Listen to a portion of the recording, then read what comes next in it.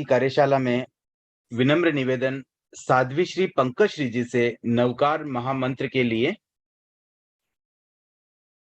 ओम ह्रीं नमो अर्हंताण, ओम ह्रीं नमो सिद्धाण, ओम ह्रीं नमो आयर्याण, ओम ह्रीं नमो वज्रायण, ओम ह्रीं नमो लोहे अभ्यसाम।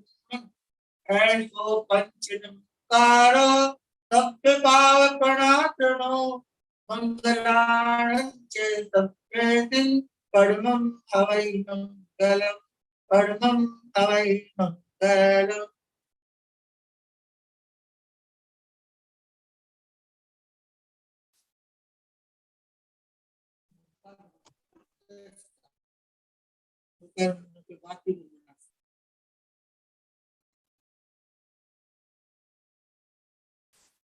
कार्यशाला प्रारंभ हो उससे पूर्व मैं निवेदन करूंगा रतन जी सियाल से, जो उत्कर्ष के संयोजक हैं। संक्षिप्त में एक मार्गदर्शन के रूप में आशीर्वचन, और उसके बाद हम सीधे 12 व्रत की कार्यशाला प्रारंभ कर सकेंगे। परम पावन आचार्य प्रवर के श्री चरणों में सभक्त की वंदना। साध्वी श्री पंकज श्री जी आज भी साध्वी वृंद के श्री चरणों में वंदना। कार्यशाला जिनके आज सुधांशु जी और आज की इस कार्यशाला में संभागी सभी उपस्थित भाइयों एवं बहन। मनुष्य जीवन दुर्लभ बताया गया है और इस जीवन की सार्थकता तभी है जब हम लोग संयम में पराक्रम कर लें और महाव्रतों को स्वीकार करें।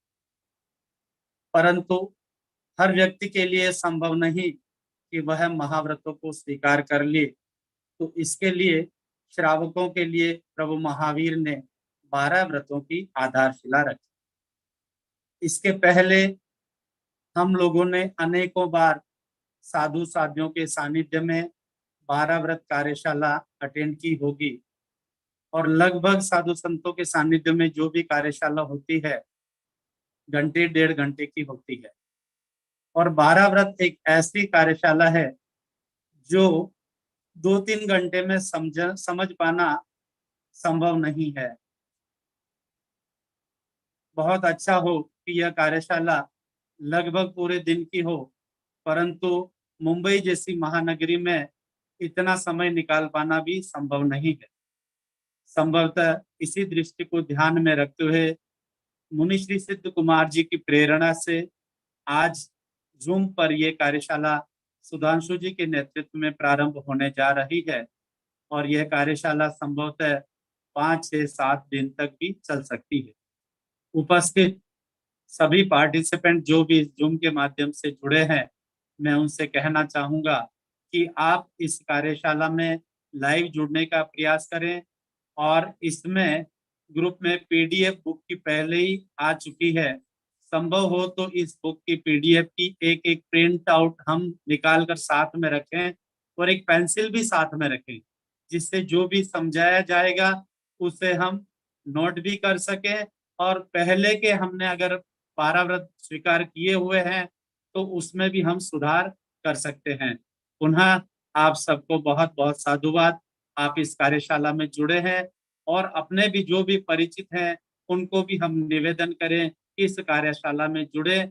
और उत्कर्ष के बारे में जैसे बताया गया कि 9 आयामों में एक आयाम 12 व्रत कार्यशाला भी है, तो इससे जुड़कर हम जब पूरी कार्यशाला हो जाएगी और इसका संकल्प पत्र जब भर के देंगे तो निसंदेह इसके बैच के भी अधिकारी हम बनेंगे।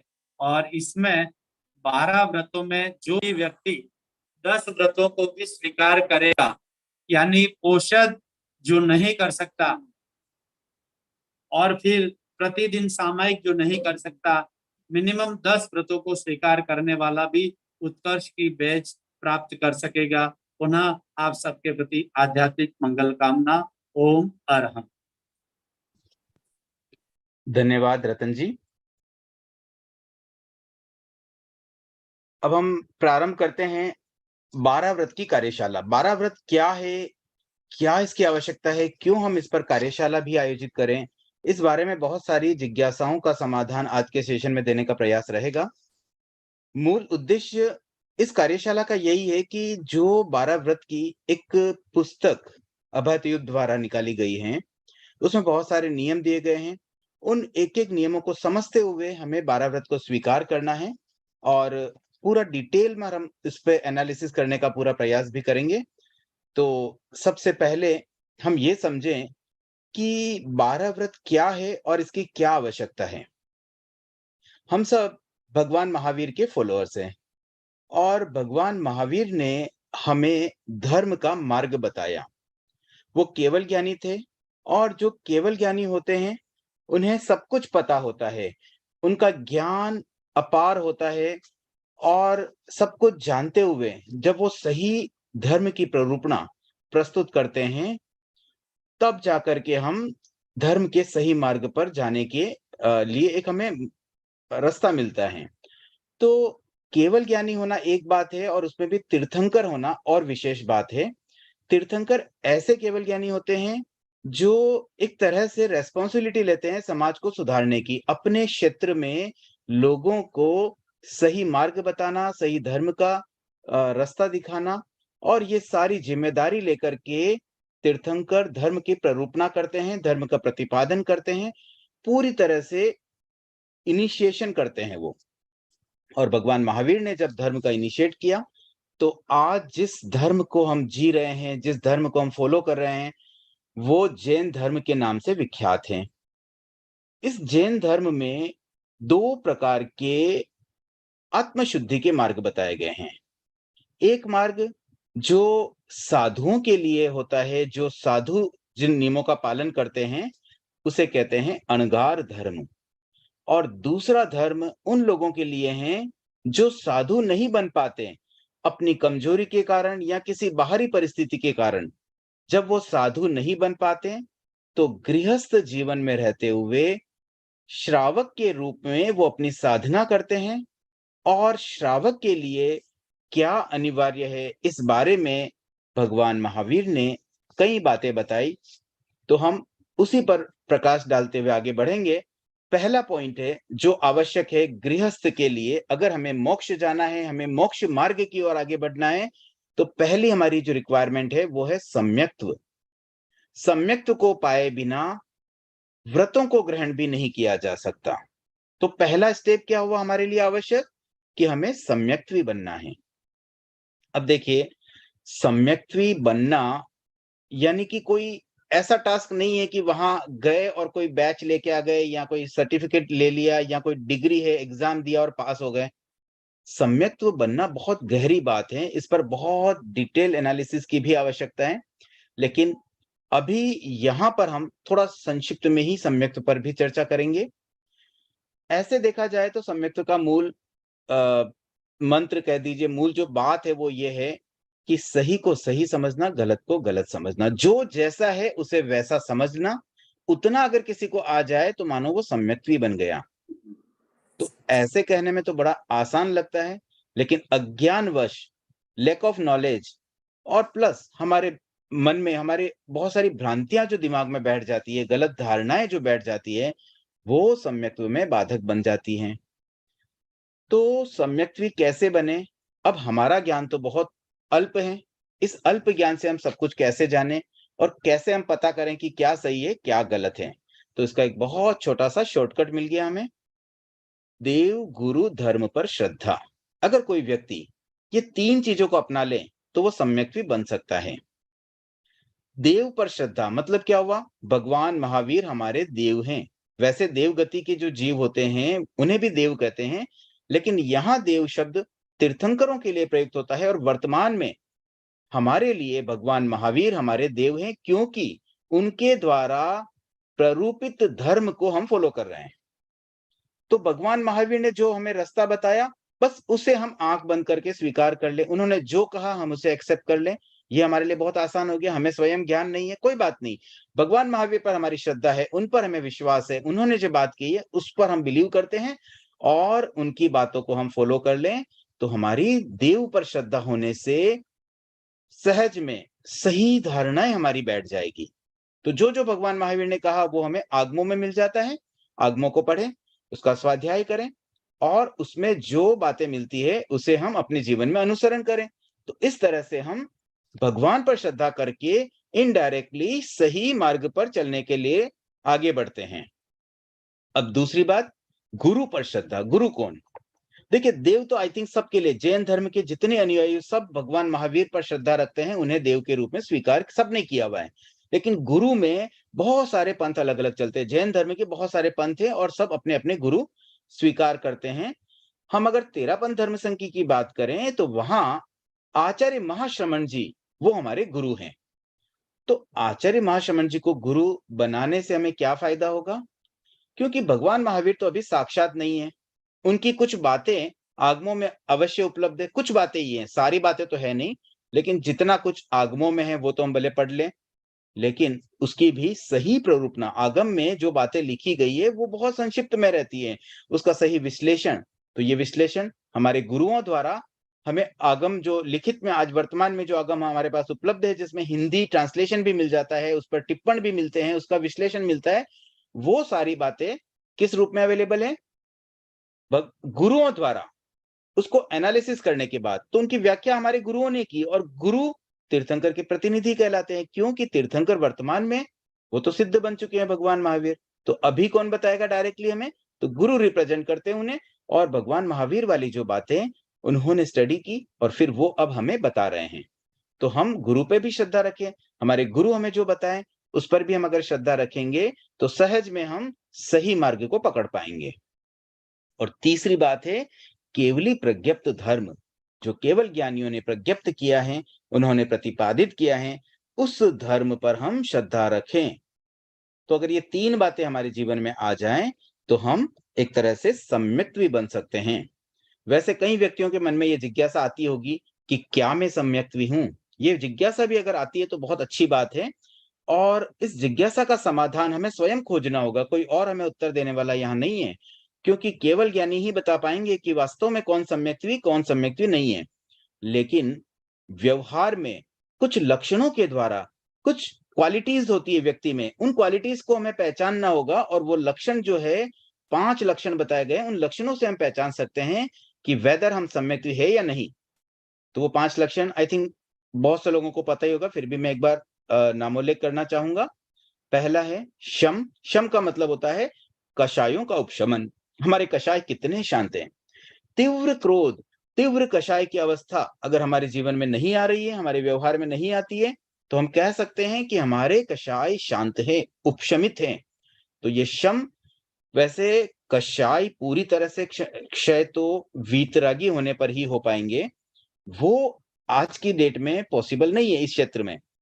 तो फिर हम क्या करें? फिलहाल इतना करना है कि हम एटलीस्ट जो एक्सट्रीम कषाय होते हैं, बहुत तीव्र कषाय, उससे हम अगर बचने का प्रयास भी कर लें, यानी कि अनंतानुबंधी कषायों को भी हम उदय में ना आने दें, उससे भी अगर हम बच जाएं तो सम्यक्त्व को प्राप्त किया जा सकता है। उसके बाद संवेग। संवेग का मतलब मोक्ष जाने की तीव्र इच्छा। मतलब एक तो मन में ऐसी भावना कि मुझे मोक्ष जाना ही है, ये स्ट्रॉन्ग भावना जब आ जाती है ना, तो ऑटोमेटिकली हम काम भी वैसे ही करेंगे जो हमें मोक्ष के पास ले जाए। हम उन कार्यों से बचने का प्रयास करेंगे, एटलीस्ट हम अनावश्यक पापों से तो बच ही जाएंगे। तो ये जो संवेग है वो हमें आना चाहिए कि मोक्ष जाना है, मुझे मोक्ष जाना है, मुझे मोक्ष जाना है। ये तीव्र इच्छा, बार बार बोलने की जरूरत नहीं है, लेकिन मन में ये भाव हमेशा हमारे आते रहें। तीसरा लक्षण है निर्वेद। निर्वेद का मतलब क्या होता है? इस संसार के प्रति अनासक्त भावना। हम इस संसार में आए हैं तो हमें संसार में रहना भी है। इस संसार में अनेक व्यक्तियों के साथ हमारा व्यवहार भी होता है। कुछ व्यक्ति हमारे बहुत क्लोज होते हैं, जैसे हमारे माता पिता, हमारे भाई बहन, परिवार जन, फिर हमारे फ्रेंड सर्कल, रिश्तेदार, ये सब हमारे बहुत क्लोज होते हैं। उनकी हम हेल्प भी करते हैं, एक दूसरे की मदद करना, एक दूसरे के का सहयोग करना। किसी के फंक्शंस में भी हम जाते हैं, किसी के डेथ हो जाए घर में तो वहां भी हम जाते हैं। तो ये सारी चीजें आपस में हम करते हैं क्योंकि हम इस संसार में रहते हैं।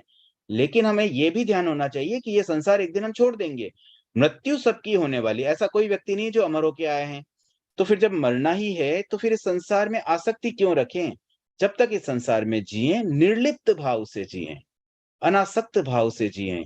संसार के प्रति जो अनासक्त भाव है वही है निर्वेद। चौथी है अनुकंपा। अनुकंपा का मतलब दया, प्राणी मात्र के प्रति दया। किसी भी जीव के प्रति हमारे मन में द्वेष की भावना न आए, नेगेटिव भाव न आए, किसी को मारने की इच्छा न हो, मन में ये भाव भी न लाएं। तो इस तरह की अगर हमारी अनुकंपा की भावना आ जाए कि जैसे मैं जीव हूं वैसे अन्य जीव हैं और मैं किसी भी जीव को न मारूं, बहुत बड़ी बात है ये। तो ये जो अनुकंपा है वो उसी व्यक्ति में आ सकती है जो सम्यक्त्वी हो। तो ये भी सम्यक्त्व का एक लक्षण है। और अंतिम है आस्तिक्य, मतलब आस्था। किस पर आस्था? देव गुरु धर्म पर तो आस्था है ही, इसके साथ साथ आत्मा पर विश्वास होना चाहिए कि मैं एक आत्मा हूं। आत्मा अलग होती है, शरीर अलग होता है। इसी प्रकार से मरने के बाद आत्मा कभी नष्ट नहीं होती है। 4 गतियों में से कहीं न कहीं वो चली जाएगी या फिर वो मोक्ष जाएगी। तो ये जो चीज़ें हैं जो आफ्टर डेथ है, जो हमने देखी नहीं है। और कई बार आज के मॉडर्न व्यक्ति ये भी सोचते हैं कि नहीं-नहीं, हम ऐसे बुक्स में लिखी हुई बातों को नहीं मानेंगे। हमने जब तक खुद नहीं देखेंगे तब तक हम कैसे माने? तो मरे बिना तो हम देख नहीं पाएँगे, तो फिर जीते जी तो पॉसिबल भी नहीं है।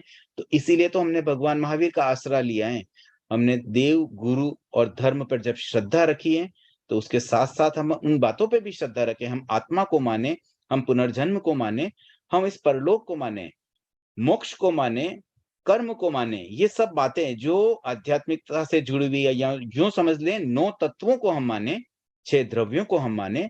इन बातों पर जो हमारी आस्था हो जाए, तो हम सम्यक्त्व के पास आ सकते हैं। तो हमें स्वयं देखना होगा कि ये 5 लक्षण अगर हम में हैं, तो हम सम्यक्त्वी बन सकते हैं।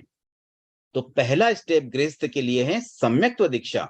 सम्यक्त्वी बनने के लिए एक प्रोसेस नियुक्त किया गया है सम्यक्त्व दीक्षा के रूप में, और जिसे गुरु धारणा भी कहा जाता है।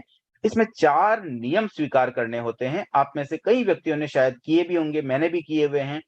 तो इसमें जो 4 नियम हैं वो संक्षिप्त में बताना चाहूंगा। पहला नियम तो यही है कि देव, गुरु और धर्म के प्रति मैं श्रद्धा समर्पित करता हूं। और देव कौन? भगवान महावीर। गुरु कौन? आचार्य महाश्रमण जी। और धर्म जैन श्वेतांबर तेरापंथ। अब देखिए, इसमें भी अगर कोई व्यक्ति किसी और को गुरु माने तो ऐसा नहीं कि वो सम्यक्त्व नहीं बन सकता। आचार्य महाश्रमण जी को ही गुरु बनाना कंपल्सरी नहीं है। ये तेरापंथियों के लिए, जो तेरापंथ को फॉलो करना चाहता है वो आचार्य महाश्रमण जी को गुरु बनाए। कोई और संप्रदाय किसी और व्यक्ति को गुरु बनाए, लेकिन गुरु योग्य व्यक्ति को बनाए। ऐसे व्यक्ति को गुरु बनाया जाए जो 5 महाव्रतधारी हो, जो शुद्ध साधु हो। तो इस तरह से हम देव और गुरु और साथ में धर्म, इन पर श्रद्धा समर्पित करते हैं पहले नियम में। दूसरा नियम है मैं अंडा, मांस, मछली व शराब का सेवन नहीं करूंगा। तीसरा नियम, मैं आवेशवश आत्महत्या या अन्य किसी मनुष्य की हत्या नहीं करूंगा। और चौथा नियम है मैं प्रतिदिन विशेष परिस्थिति को छोड़कर, कोई ऐसी परिस्थिति आ गई, मान लीजिए कोई व्यक्ति पूरी तरह से बीमार है, बिल्कुल उसको समझो बेसूध है, कुछ और परिस्थितियां, लेकिन नॉर्मल कंडीशन में इफ इट इज पॉसिबल तो प्रतिदिन कम से कम 21 टाइम्स नवकार मंत्र बोलना। तो ये 4 नियम सम्यक्त्व दीक्षा के जो है। अब आप में से कितने व्यक्ति इन्हें फॉलो करते हैं आई डोंट नो। कई बार ऐसा होता है कि हम नियम तो ले लेते हैं लेकिन सही ढंग से फॉलो भी नहीं कर पाते हैं। तो हम प्रयास करें बार बार, जब भी रिवीजन हो जाए, याद आ जाए। अब मान लीजिए आज ध्यान में आ गया कि 21 बार नवकार मंत्र बोलना चाहिए, तो कल से शुरू कर दें या आज से ही कर दें। तो ये जो नियम हमने सम्यक्त्व दीक्षा के 4 अभी देखे सुने, उन नियमों को तो हमें फॉलो करना ही करना है, लेकिन आंतरिक भावों से हमें सम्यक्त्व की ओर आगे बढ़ना है। 5 लक्षणों पर हम अपने आप को टटोले, जहां कहीं कमी मिले उसे रिजॉल्व करें और क्षमा करें, पूरी तरह से हम सम्यक्त्वी बनने का प्रयास करें।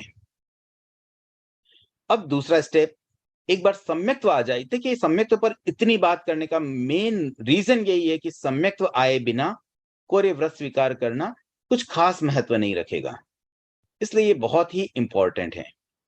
और 5 आश्रव अगर आपको बहुतों को ध्यान में ही होंगे, आश्रव तो बहुत सिंपल से हैं। तो ये जो 5 आश्रव है, उसमें पहला है मिथ्यात्व, ये सबसे बड़ा। कर्म बंधन के ये कारण बनते हैं। 5 आश्रव आत्मा के साथ कर्मों को जोड़ रहे हैं, कर्मों को बांध रहे हैं। तो उनमें इन 5 का जो सीरियल है, पहला मिथ्यात्व, दूसरा अव्रत, तीसरा प्रमाद, चौथा कषाय और 5वां योग। तो जिस तरह से ये सीरियल है, जैसे पहले के साथ में मिथ्यात्व जुड़ा, दूसरे के साथ में अव्रत जुड़ा, तो इन सब की संख्या को अगर हम साथ में लिखें तो 1 2 3 4 5 ऐसे संख्या बन जाती है 12,345। तो अब हम एक एग्जाम्पल, ये खाली समझने की दृष्टि से है, वास्तव में एक्चुअली उतना एक्यूरेटली वैसा का वैसा हो ये आवश्यक नहीं है, लेकिन लगभग उस तरह से उसका प्रभाव होता है कि जैसे 12,345 की संख्या में 1 की जो संख्या है वो कितना रिप्रेजेंट करता है? 10,000 को। अगर मैं 1 निकाल दूं तो 10,000 निकल गया। तो 12,345 अगर टोटल पाप हमारे बंध रहे हैं तो उसमें से 10,000 कर्म बंध रहे हैं मिथ्यात्व के कारण। इसी प्रकार से 2,000 कर्म अव्रत के कारण, फिर 300 कर्म प्रमाद के कारण, 40 कर्म कषाय के कारण और 5 कर्म योग के कारण। तो अगर इस तरीके से हम समझें तो भी हमें ये बात समझ में आ जाती है कि सम्यक्त्व कितना अधिक आवश्यक है। तो हमें मिथ्यात्व को तो दूर करना ही करना है, और मिथ्यात्व को अगर दूर करना चाहें तो सबसे महत्वपूर्ण बात है अनाग्रह भाव। आग्रह को हमें छोड़ना होगा। कई व्यक्ति ना जिद लेके बैठ जाते हैं, नहीं मैं तो शुरू से मैंने यही समझा और ये मेरे बैठा हुआ दिमाग में यही सही है, ये ही सही है। ये जो आग्रह हो जाता है ना, वो हमारी सत्य की खोज में बाधक बन जाता है, हमें सही रास्ते से भटका देता है। जो सही रास्ते पे हम कभी जाने का प्रयास भी करते हैं तो ये आग्रह के कारण हम आगे नहीं बढ़ पाते हैं। तो सबसे पहले हमें अनाग्रह चेतना का विकास करना चाहिए, बिल्कुल खुले दिल से, खुले मन से, और सत्य की साधना करने के लिए, सत्य को पाने की दृष्टि से अगर हम सही तथ्यों को समझेंगे तो वास्तव में सम्यक्त्व को प्राप्त कर पाएंगे। अब दूसरा अव्रत, जो 2,000 पाप कर्मों को बांध रहा है, वो भी बहुत बड़ा है। वैसे 10,000 से तो हम पहले ही फ्री हो रहे हैं क्योंकि उसको हमने पहले ही प्रायोरिटी दे दी, लेकिन 2,000 भी कोई कम नहीं होते हैं। तो उससे अगर बचना है तो उसका तरीका है साधु बन जाएं, महाव्रत स्वीकार कर लें। महाव्रत का मतलब क्या होता है? 3 करण 3 योग से किसी भी प्रकार की पापकारी प्रवृत्ति करने का आजीवन त्याग करना। कोई व्यक्ति अगर ऐसा त्याग कर ले तो वो साधु बन जाता है। साधु बनना ये मार्ग भगवान महावीर ने बताया, ये तो उत्तम मार्ग है, सबसे बढ़िया मार्ग है। लेकिन हमारी अपनी कमजोरियां होती है और कभी-कभी कुछ परिस्थितियां भी हो जाती है। तो साधु अगर न बन पाए तो गृहस्थ जीवन में रहते हुए भी हम ये जो 2,000 की संख्या है, इसको पूरी तरह से समाप्त न भी कर पाए तो उसे कुछ कम करने का प्रयास करें। कम से कम उसमें से 500, 1000, 1500 जितना हम कम कर सके उतना तो करें। तो अव्रत से बचना यानी कि अगेन पाप से बचना, कर्म बंधन से बचना। तो कर्मों से अगर हमें बचना है तो मिथ्यात्व को पहले छोड़ना है, सम्यक्त्व स्वीकार करना है, सम्यक्त्व बनना है, और दूसरा स्टेप है हमें व्रती बनना है। महाव्रती बनना अति उत्तम। महाव्रती न बन पाए तो कोई बात नहीं, पार्टली व्रती बने। कुछ हिस्से में, कुछ भाग से, कुछ अंशों में तो हम एटलीस्ट व्रती बने। और इसीलिए ये जो 12 व्रत की परिकल्पना है श्रावकों के लिए, ये इसका आधार यही है कि आप जितना-जितना बच सके उतना बचें। 2,000 में से 100, 200, 500, 1000 जिसका जितना सामर्थ्य। कोई-कोई श्रावक ऐसे भी हो सकते हैं जो शायद 80-90% कर्मों से बच जाते हों। कोई ऐसे हो सकते हैं जो शायद 2, 5, 10% से ही बच पाएँ। कोई बात नहीं, अपना-अपना सामर्थ्य, अपनी क्षमता, ये हमारी स्वयं की विवेक चेतना जब जागेगी तो हम इस क्षेत्र में भी आगे-आगे बढ़ते जाएँगे। शुरुआत अगर हम हो सकता है कुछ कम व्रतों से कर पाएँ, लेकिन धीरे-धीरे हम उन व्रतों को और भी बढ़ा सकते हैं।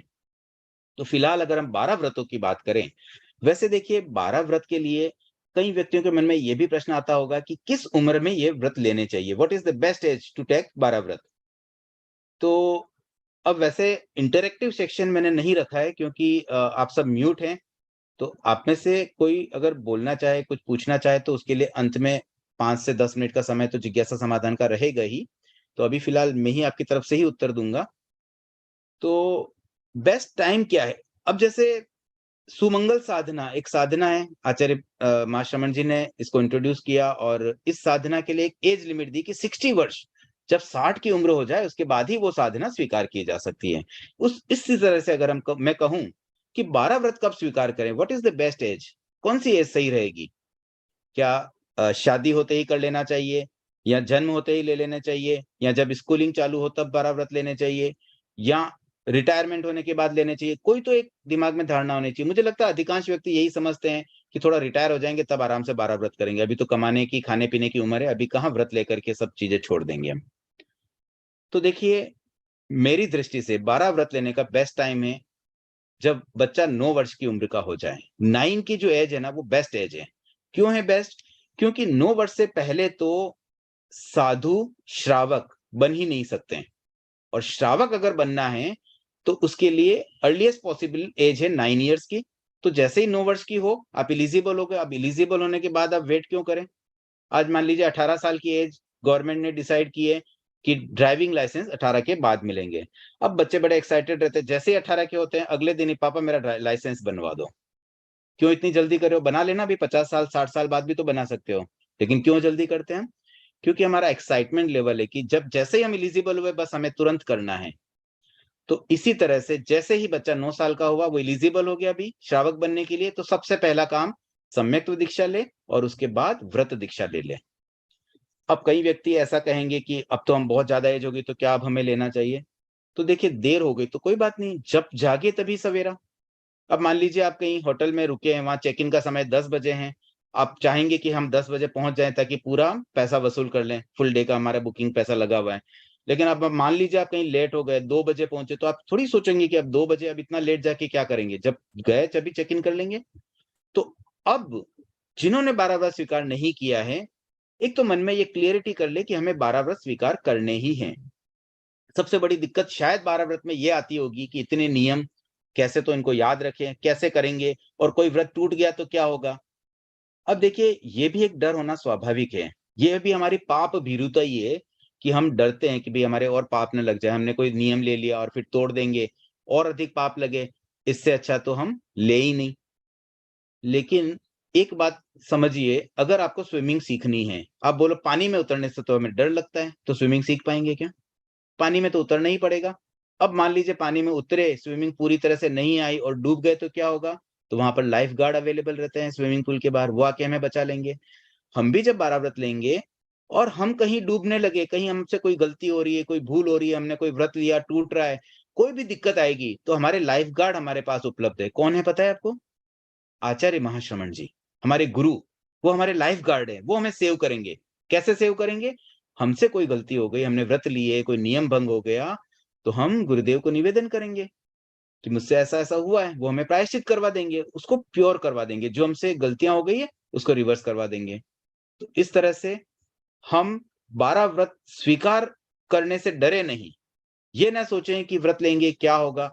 ले लीजिए व्रत, कुछ नहीं होगा, बिंदास, मतलब पानी में कूदना ही है हमें, अगर हमें स्विमिंग सीखनी है तो। वैसे ही अगर हमें इस जीवन नैया से मतलब ये जो जीवन मृत्यु के चक्र संसार में जो भटक रहे हैं उससे बाहर निकलना है ना, तो हमें इनिशिएट करना ही होगा। हमें व्रत के दायरे में आना ही होगा। ये अव्रत रूपी पाप इतना कर्मों का बंधन हमें करवाता है अव्रत के रूप में, कि इससे अगर बचना है तो व्रत की दुनिया में जाना ही होगा। तो आज हम यही मन में भावना रखेंगे कि हम व्रत की दुनिया में जाएं, हम प्रवेश करें, हम देखें कैसी होती है व्रतों की दुनिया, क्या है इसमें, कैसे हम अव्रत से बच सकते हैं। भले हम बहुत गहरे न जा पाएं, लेकिन कुछ कुछ तो करें। भले हम साइड में पाइप पकड़ के पानी में नीचे तो जाएं, कुछ तो अंदर तो जाएं, पानी का एहसास तो करें, ठंडा है कि गर्म है वो तो जाने। तो उतना ही आज हमें प्रयास करना है। पहला स्टेप सम्यक्त्व, दूसरा व्रत। तो अब पहली बात, मेंटली आप सब तैयार हो जाएं। मन में ये धारणा बिल्कुल न रहे कि व्रत हमारे लिए नहीं है या हमारी उम्र नहीं है। जो प्रेस्क्राइब्ड एज मैंने बताई, अगर आप उसके ऊपर आते हैं तो आपको आज ही या एज सून एज पॉसिबल 12 व्रत स्वीकार कर लेने चाहिए। अब 12 व्रत में जो दिक्कतें आएगी, हम एक-एक व्रत पर डिटेल में डिस्कस करेंगे। जो बुक 12 व्रत की जो बुक है आभाते युग की, अगर आपके पास उपलब्ध हो तो वो आप खोल के भी रख सकते हैं। नहीं तो यहाँ पीडीएफ में स्क्रीन शेयरिंग के द्वारा मैं एक-एक व्रत ओपन करूँगा, एक-एक व्रत पर हम डिस्कस करेंगे और समझेंगे किन व्रतों में क्या दिक्कतें आती है और किस तरह से हमें लेना है। और कैसे हम बेस्ट तरीके से 12 व्रती बन सकते हैं। शुरुआत में कुछ व्रत हम लेंगे, सारे व्रत एक साथ लेना आवश्यक नहीं है। पहले आप शुरुआत में 30, 40, 50 व्रत ले लीजिए, उसके बाद हर महीने 2-3 व्रत बढ़ाएं। एक टारगेट बनाएं कि एवरी ईयर हम कम से कम 20 नए व्रत और स्वीकार करेंगे।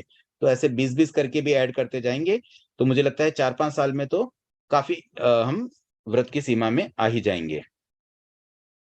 तो अब तक मैंने जो बात बताई है सम्यक्त्व के बारे में और व्रतों के बारे में, उस पर अगर आपकी कोई जिज्ञासा हो, तो एक बार मैं जिज्ञासा समाधान के लिए कुछ समय बीच में नियोजित करना चाहता हूँ। उसके बाद हम 12 व्रत पर और अधिक चर्चा करेंगे। तो हैंड रेज़ कर सकते हैं और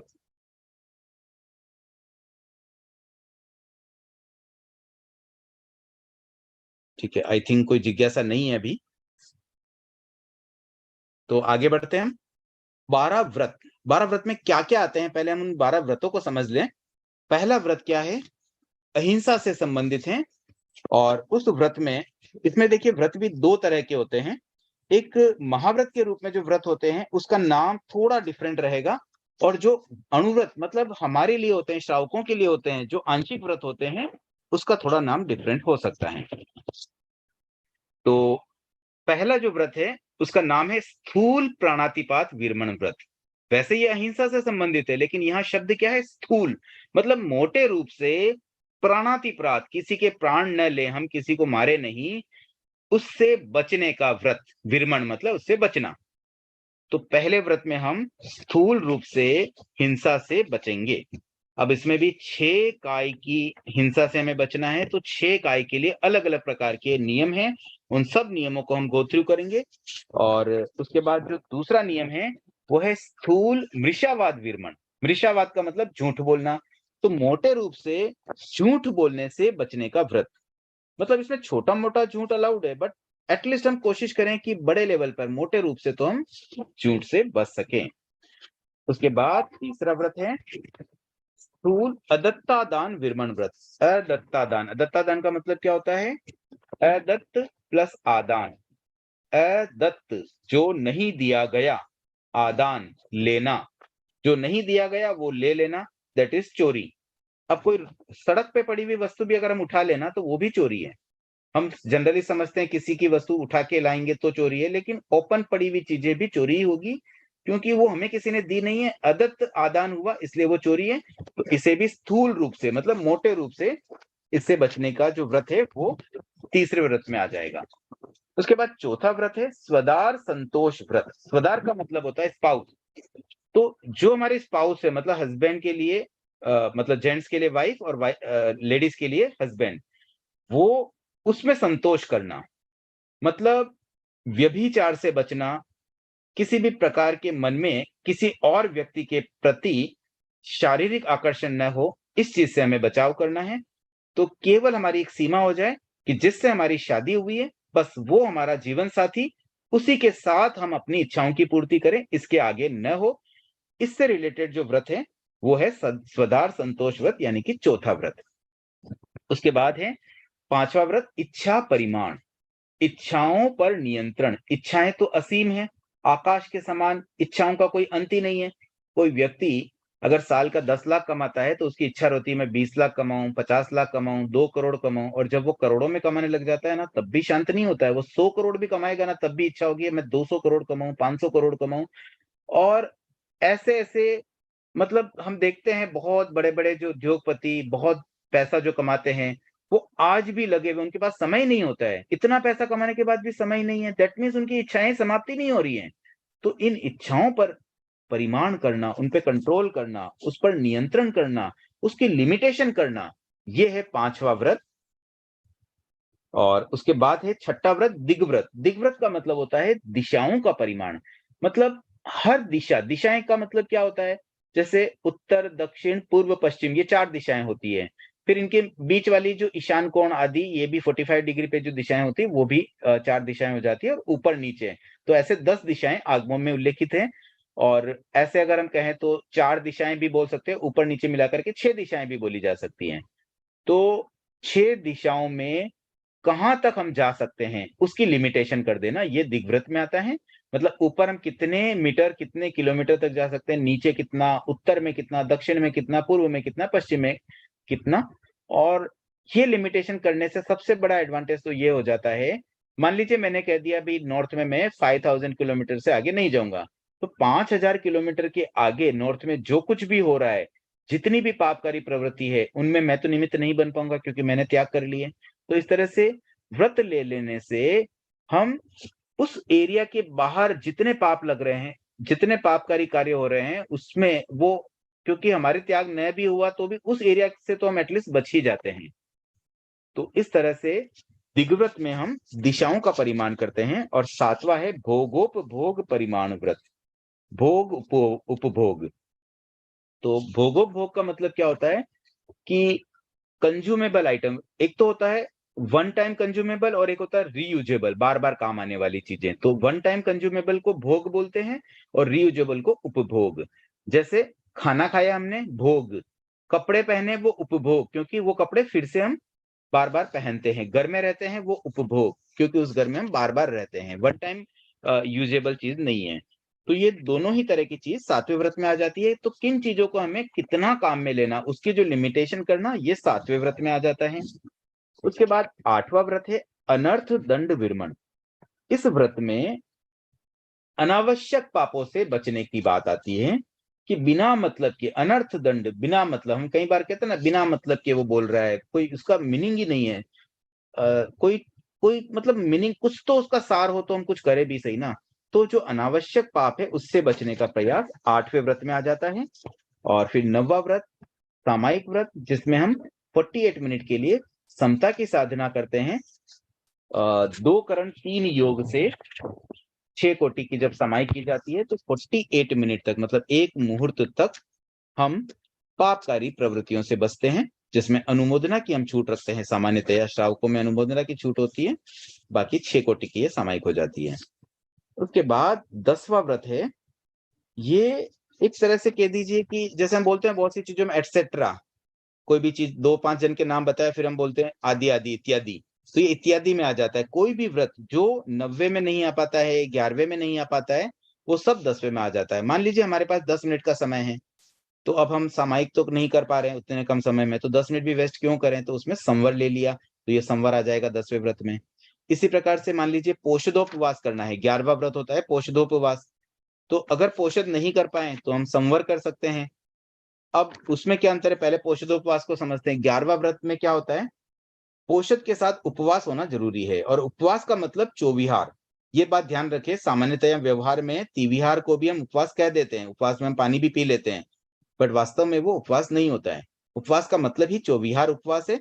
और वो अनशन की कैटेगरी में, अनशन, उनोदरी आदि जो 12 निर्जरा के भेद है, उसमें अनशन में आने वाला उपवास चौविहार उपवास ही होता है। अगर कोई तिविहार उपवास करता है तो वो उनोदरी में आ सकता है, बट अनशन में नहीं आता।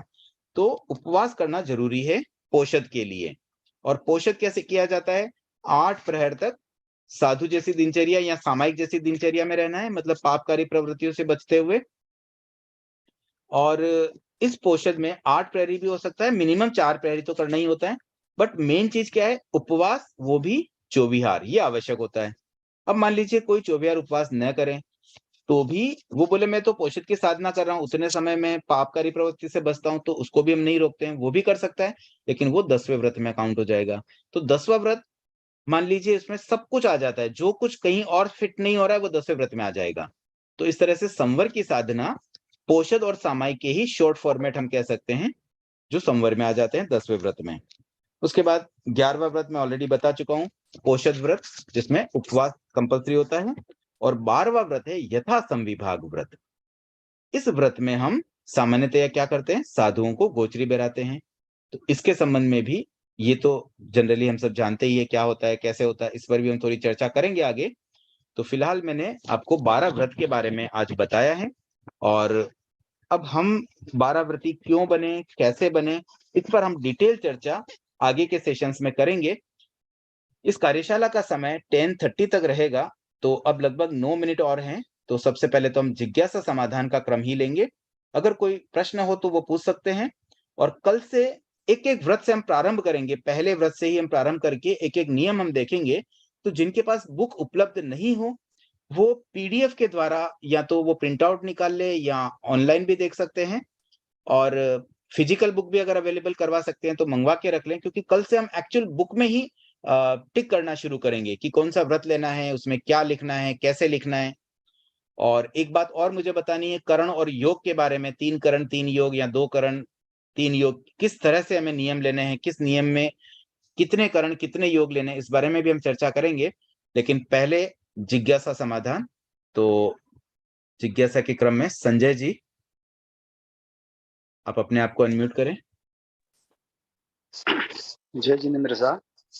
जय जिनेन्द्र। हाँ, अगर जैसे पॉसिबल कि हो तो जिज्ञासा पूछने वाले व्यक्ति तो एटलीस्ट अपना वीडियो ऑन रखे, ताकि थोड़ा सा इंटरेक्शन अच्छे से हो सके। जय जिनेन्द्र साहब। जय जिनेन्द्र। हाँ, जैसा कि आपने बताया था दिग्व्रत के बारे में कि 5000 किलोमीटर से आगे का जो अपने को पाप नहीं लग रहा है, तो मैं आपसे ये जानना चाहता हूँ कि जब मैं वहां पर जा ही नहीं रहा हूँ, जब मैं वो कोई गलत काम कर ही नहीं रहा हूँ, तो मुझे वो पाप क्यों लगेगा? ये हर एक चीज के अंदर आ जाएगा, दिग्व्रत में भी आ जाएगा, प्राणातिपात, निशावदात, रक्तदान, मैथुन, हर चीज में आ जाएगा। अगर मैं वो कार्य मेरे जीवन में कर ही नहीं रहा हूँ, तो मुझे व्रत लेने की जरूरत क्या है? जी, तो बहुत कृपया बहुत इसका अच्छा प्रश्न है समाधान। आपका। आपका नाम एक्चुअली ख्याली लाल जी कोठारी है, हाँ, बट फोटो देखने के बाद समझ में आया नाम में संजय कोठारी लिखा था, इसलिए कंफ्यूज हो गया मैं। नहीं सर। तो वैसे आप 12 व्रत जो उत्कर्ष है उसके आप संयोजक भी हैं। तो आपने जिज्ञासा तो सिर्फ इसलिए रखी है ताकि अन्य व्यक्तियों का मार्गदर्शन हो जाए। बिल्कुल। तो मैं इसका उत्तर इस रूप में देना चाहूंगा कि ये जो प्रश्न है ना, बहुत सुंदर प्रश्न है कि व्रतों की आवश्यकता ही क्यों, जब मैं कोई गलत काम कर ही नहीं रहा हूं, मैं कोई पाप ही नहीं कर रहा हूं, मैं घर में बैठा हूं, अब बाहर कहीं कोई हिंसा हो रही है तो उसमें मैं क्यों रेस्पॉन्सिबल हूं, वाई आई एम रेस्पॉन्सिबल। तो देखिए, रेस्पॉन्सिबिलिटी कैसे तय होती है ना, उसके लिए हम एक एग्जाम्पल लेते हैं। मान लीजिए किसी के पास ड्राइविंग लाइसेंस है और वो गाड़ी चलाता है। अब उसको ड्राइविंग लाइसेंस मिल गया, गाड़ी चला रहा है। अब वो जब गाड़ी चलाता है तो सिग्नल आता है और सिग्नल को वो ब्रेक करता है। अब उससे ही was not suppose to break a signal, अगर रेड सिग्नल है तो उसे रुकना चाहिए था, लेकिन उसने सिग्नल तोड़ दिया। अब जैसे ही वो सिग्नल तोड़ता है, उसके बाद क्या, या तो कोई एक्सीडेंट होगा या नहीं होगा, दोनों परिस्थितियां हो सकती हैं। अब वो कह दे कि मैंने सिग्नल भले तोड़ा लेकिन कोई एक्सीडेंट तो किया नहीं, तो मुझे पनिशमेंट क्यों दे। लेकिन रूल क्या कहता है, ट्रैफिक पुलिस वाले पकड़ेंगे, वो तो बोलेंगे भाई नहीं, आपको पेनल्टी तो भरनी पड़ेगी, सिग्नल तोड़ा उसकी भी पेनल्टी, भले कोई एक्सीडेंट नहीं हुआ, भले किसी को कोई आहत नहीं पहुंची। तो जब तक हम व्रत नहीं लेते हैं, ये अव्रत के रूप में जितनी भी क्रियाएं चल रही है, वो हमें आश्रव के रूप में पाप कर्मों का बंधन कंटिन्यू करवाती रहती है। क्यों करवाती रहती है? क्योंकि हमने उस चीज का त्याग नहीं किया हुआ है। अब उस व्यक्ति ने, क्योंकि उसने कंट्रोल नहीं किया, वो सिग्नल पे नहीं रुका, तो देयर आर चांसेस कि वो एक्सीडेंट भी कर सकता था। इसी प्रकार से जब तक हम व्रत नहीं लेते हैं, तब तक देयर आर चांसेस कि हम वो कर सकते हैं। हम नहीं कर रहे हैं, ये हमारी मर्जी है। मेरा मन हुआ तो मैं करने भी लग जाऊं, जब तक नहीं कर रहा हूं नहीं कर रहा हूं, लेकिन मेरी मन हुआ मैंने कर भी लिया। तो ये मन तो मेरा चंचल है, मैं कभी भी कुछ भी मन बना लूं। मेरे मन में अभी मैं बैठा हूं, शांत हूं, और मन में आ गया ये मच्छर है, मैंने मच्छर को मार दिया। अब जब तक नहीं मारा तब तक तो नहीं था, लेकिन मैं खुला था, मतलब मैं अव्रत में था, इसलिए मैं मच्छर को मार पाया। लेकिन अगर मैं व्रत में आ जाता कि मैंने अगर मच्छर को मारने के त्याग किए हुए हैं, कि मैं मच्छर को मारूंगा ही नहीं, तो फिर ये श्योर है कि मैं कभी मच्छर को नहीं मारूंगा, मेरे द्वारा कभी हिंसा होगी ही नहीं। अब कोई व्यक्ति जो त्याग न करें और फिर भी वो मच्छर को भले न मारे, लेकिन देर इज अपॉर्चुनिटी कि वो कभी भी मार सकता है। वो जो अपॉर्चुनिटी है, मार सकता है, मार सकता है, मार सकता है, ये आत्मा में पाप कर्म को बांध रही है। उसे रोकने का एक ही तरीका है कि आप उसको स्टिक कर दो, उसको रेस्ट्रिक्ट कर दो कि भाई अब मैं इसके बाहर नहीं जाऊंगा, अब नहीं जाऊंगा, तो फिर वो चीजें अपना आप रुक जाती हैं। तो ये जो अव्रत है, वो एक तरह से हमारे लिए ओपननेस है कि हम खुले हुए हैं। जब तक हम खुले हैं तब तक हम कुछ भी कर सकते हैं। हमारे पास जो अपॉर्चुनिटी का होना, अवसर का होना, वही पाप कर्म को बांध देता है। और जैसे ही हम उन अवसरों को पूरी तरह से नेग्लेक्ट कर लेते हैं कि अब वो अवसर ही हमारे पास नहीं रहे, हमने तो त्याग कर लिया, त्याग की सीमा में आ गए, तो फिर उससे रिलेटेड कोई पाप हमें लगेगा ही नहीं। धन्यवाद सर। हाँ, अब भाग्यवती जी, आपकी जिज्ञासा रखें, अनम्यूट करें अपने आप को। जय जिनेन्द्र साहब, मैं जय जिनेन्द्र। मैं 9वें सामयिक व्रत के बारे में पूछना चाहती थी कि जैसे कि रोज सामयिक करने के लिए 9वें व्रत में रोज सामयिक करना रहता है, तो बाई चांस कहीं बाहर गए 8-10 दिन के लिए और सामयिक नहीं हो पाई, तो क्या हम 365 दिन की 300 सामयिक ले सकते हैं? देखिए, सामायिक के बारे में अभी हम ना सारे व्रतों को डिटेल में चर्चा करेंगे अलग से। तो 90 व्रत का जब नंबर आएगा तब हम इसके बारे में और डिटेल से बात कर ही लेंगे कि किस तरह से हम सामायिक व्रत को कर सकते हैं। इसमें अलग-अलग बहुत सारी परिस्थितियां आएगी, जैसे आप 300 सामायिक कर पा रहे हैं, कोई व्यक्ति ऐसे होंगे जो शायद साल की 50 सामायिक ही कर पाएंगे, तो वो व्रतों की सीमा में कैसे आ पाएंगे, उसका क्या समाधान होगा, इस बारे में हम डिटेल से चर्चा 90 व्रत के साथ में करने का मैं भाव रखता हूँ। Okay sir. हाँ, संतोष जी, अनम्यूट करें अपने आप को।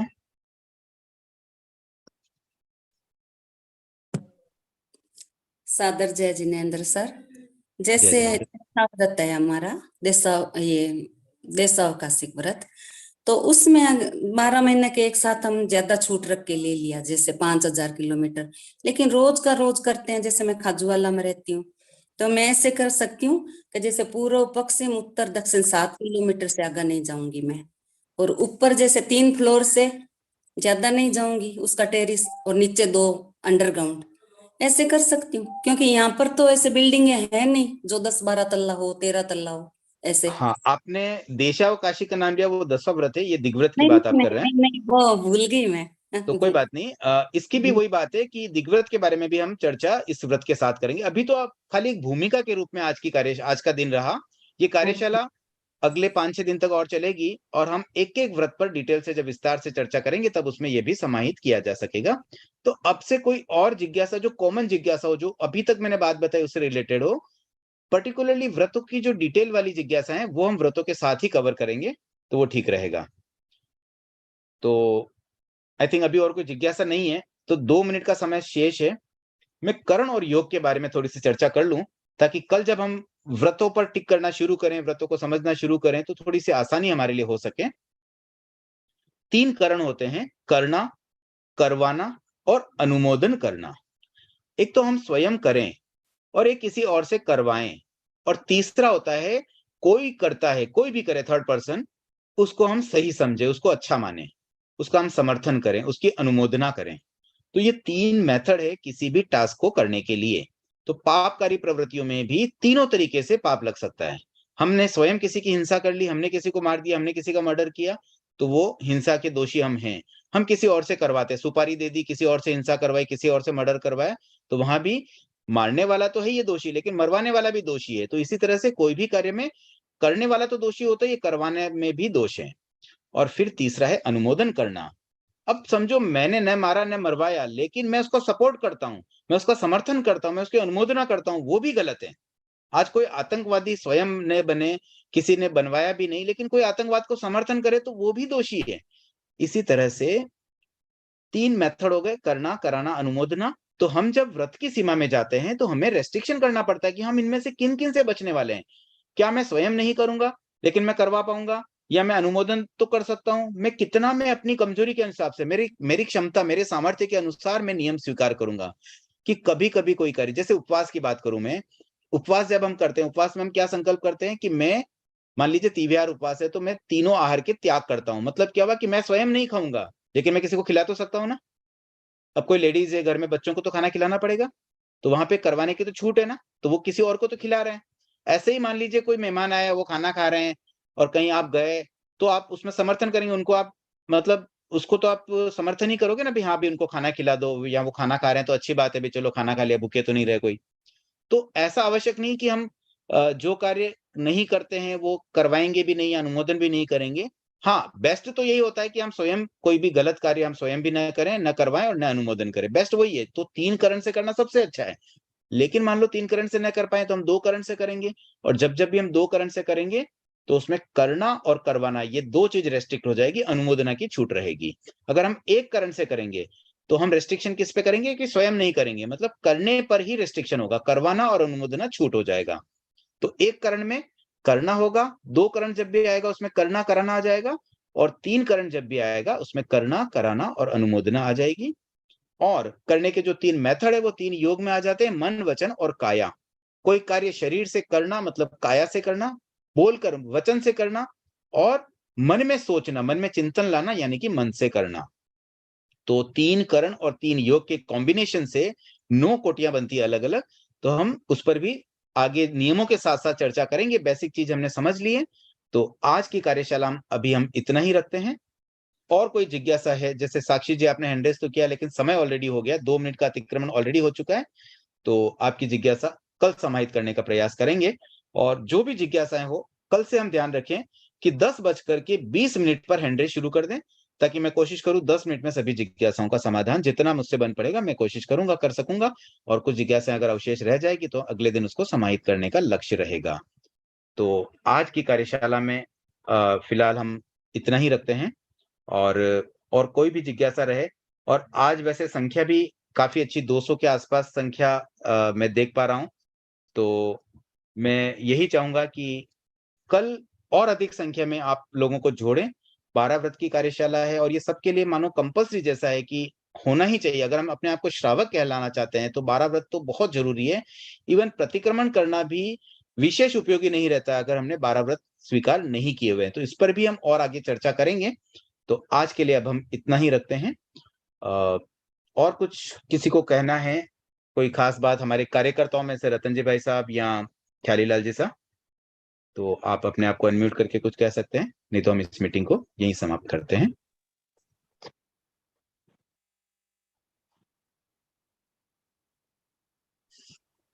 तो सबको जय जिनेंद्र। और आज की मीटिंग यहीं समाप्त कर रहे हैं, बट कल से यही समय वही रहेगा।